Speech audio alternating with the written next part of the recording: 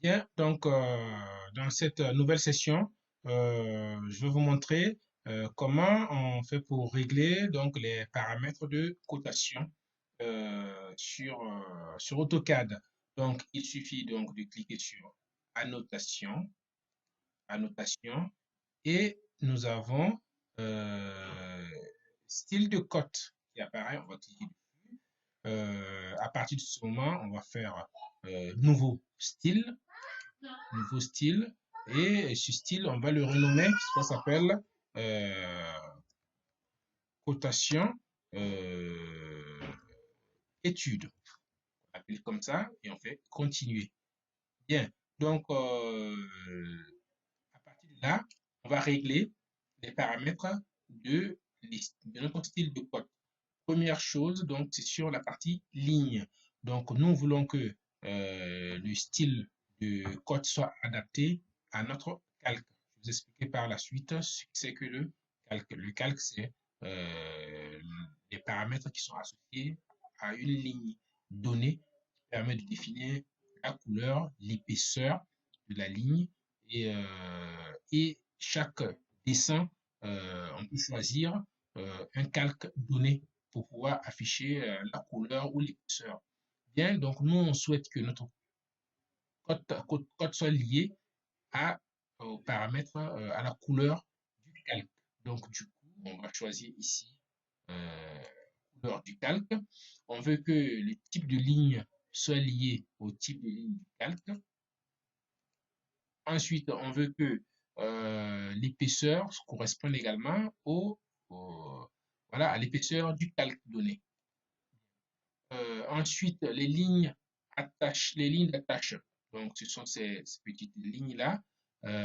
Nous souhaitons qu'elles prennent également la couleur du calque.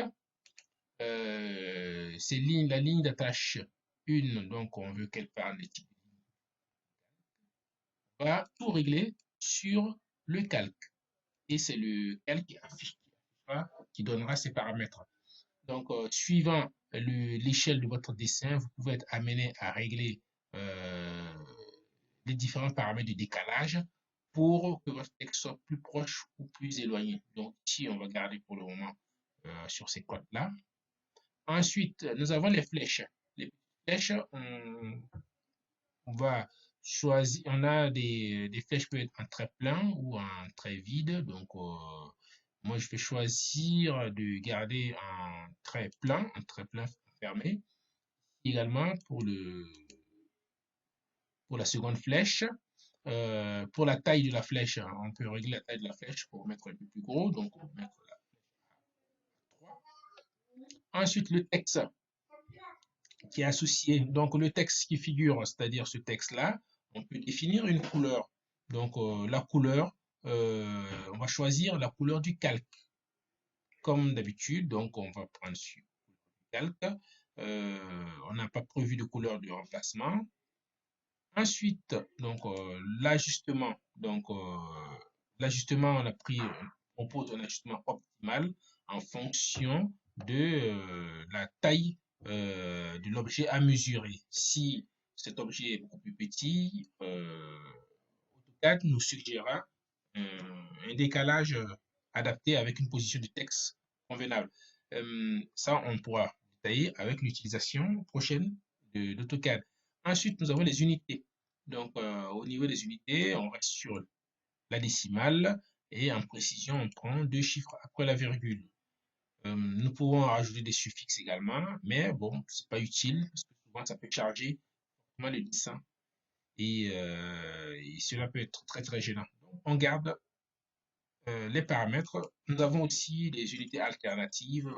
On ne va pas changer à ce niveau-là. Et la tolérance également, on ne va pas bouger à ce niveau, on va garder comme ça. Et on fait OK. Voilà. Ensuite, fermer.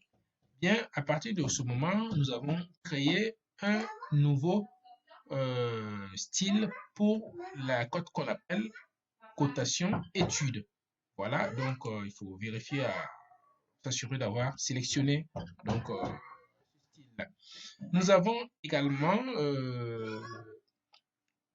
le style de ligne de repère. Il s'agit de ce style-là on peut adapter également en fonction de notre calque. Donc, on va apprendre également à pouvoir le régler. Donc, nous allons aller gestionnaire du style de ligne. Alors, là, nous sommes en mode standard. On va choisir de le personnaliser en cliquant sur Nouveau. Et on va mettre ligne de repère personnalisé.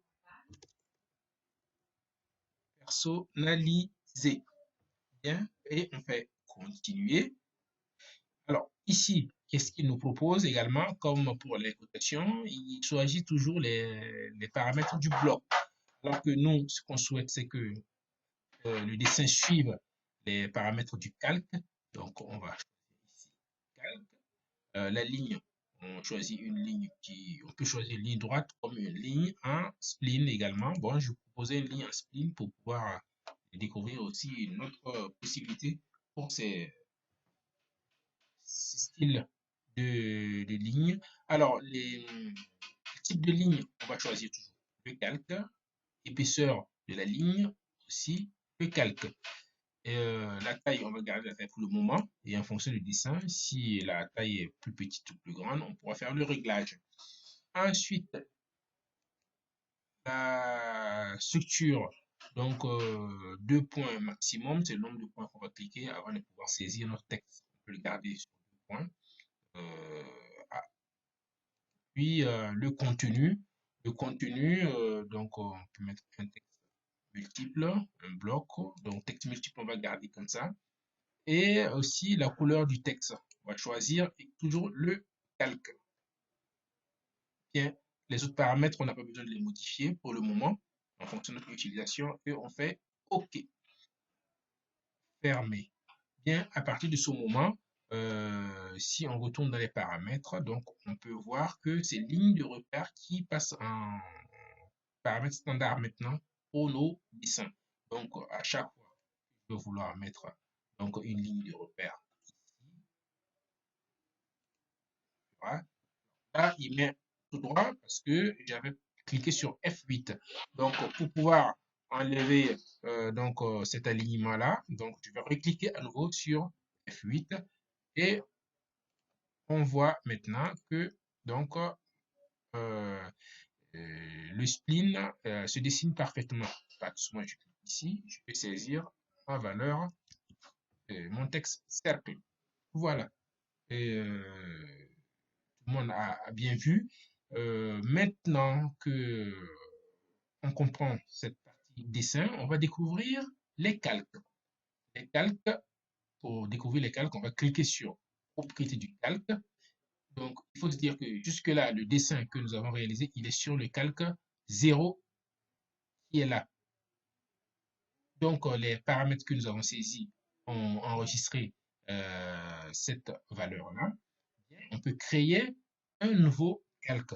Et on va découvrir ça, la suite, dans la prochaine session pour connaître comment on utilise un calque. Je vous remercie.